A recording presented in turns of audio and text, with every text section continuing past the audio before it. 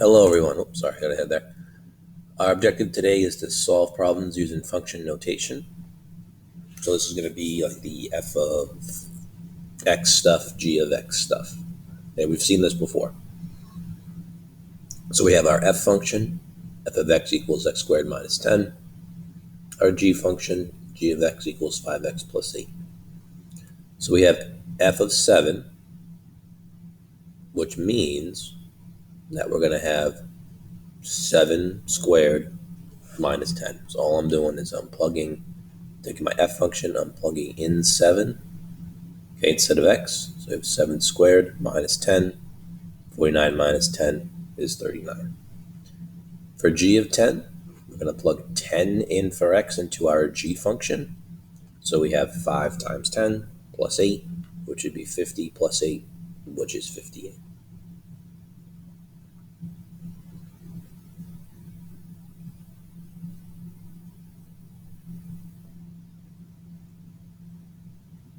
Again, just make sure you plug into your right function. Like, don't plug into the wrong function.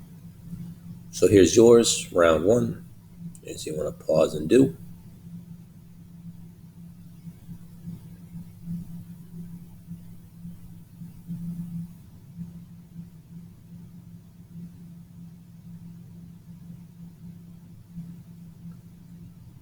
Okay, notes round two. Now we have f of x equals 3x minus 8, g of x equals 10x squared minus 9. So we have f of 2 plus f of 5. Okay, so first things first, we're going to solve for f of 2. Then we'll solve for f of 5. Then we'll add them together. So we have f of 2 is equal to 3 times 2. We'll put that 2 in red. This 2 is this 2. Okay, so that gives us 3 times 2 is 6, minus 8 is negative 2. Now we'll plug in f of 5. F of 5 is 5 goes in for x. So we have f of 3 times 5 minus 8. 3 times 5 is 15. Minus 8 is 7. So we got f of 2 is negative 2. Okay, let me put that in blue so you guys can see. So we have negative 2, okay, which again is this negative 2, plus 7, which is this 7 here that I'll write over in blue. Okay, so we're adding those two blue numbers. And remember, negative 2 plus 7 is the same thing as 7 minus 2, which is going to be 5.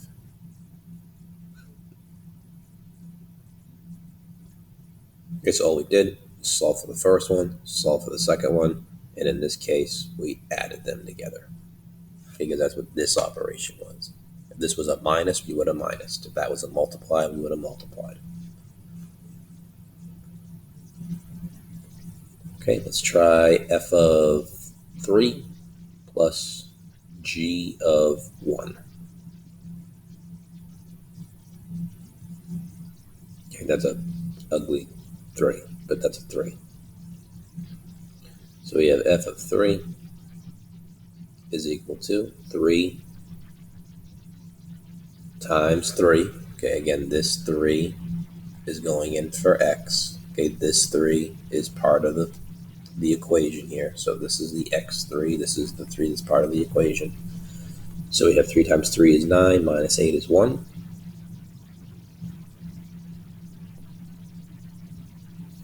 Okay, and then we have g of 1.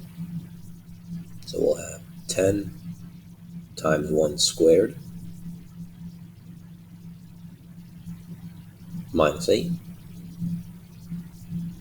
Minus 9, sorry. And then we have 10 times 1, because 1 squared is 1, minus 9. So 10 times 1 is 10, minus 9 is 1. So that's going to give us, in blue, we're going to add those blue numbers, because again, this is a plus. So we have 1 plus 1, which is 2.